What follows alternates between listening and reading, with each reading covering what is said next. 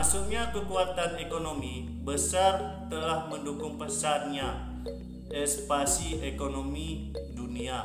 Hal ini dikarenakan Brexit membuat pasar bebas melalui AFTA membuka peluang yang besar ke arah liberalisasi ekonomi dunia, sehingga akan sangat mempengaruhi strategi dan kebijakan yang diambil oleh masing-masing negara dunia ketika masuk Indonesia. Pada saat ini arus modernitas demikian kuat, bahkan mampu membentukkan budaya pola pikir masyarakat yang cenderung bersikap instan, praktis, ekonomis, dan konsumtif.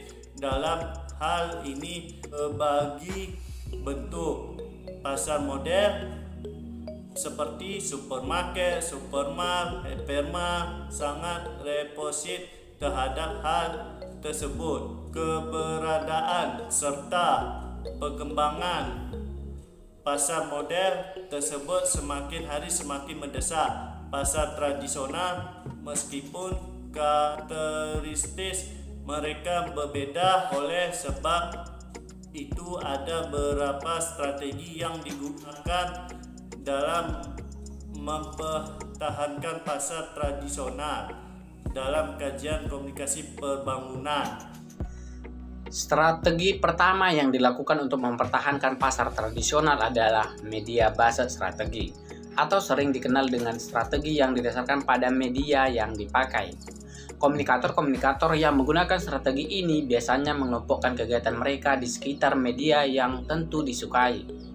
Strategi ini memang merupakan teknik yang paling mudah, paling populer, dan tentunya paling kurang efektif. Strategi media ini secara tipikal memulai rencananya dengan mempertanyakan apa yang dapat dilakukan dan media apa yang baik dan murah. Selanjutnya dari pemaparan materi kami mengenai strategi-strategi desain instruksional. Strategi ini pada umumnya digunakan oleh para pendidik. Mereka memfokuskan strategi pada pembelajaran individual-individual yang dituju sebagai suatu sasaran yang fundamental.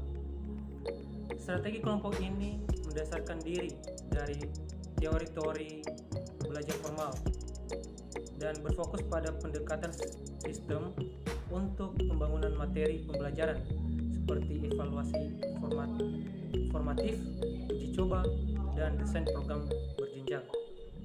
Selanjutnya, desainer instruktural merupakan orang-orang yang berorientasi rencana dan sistem.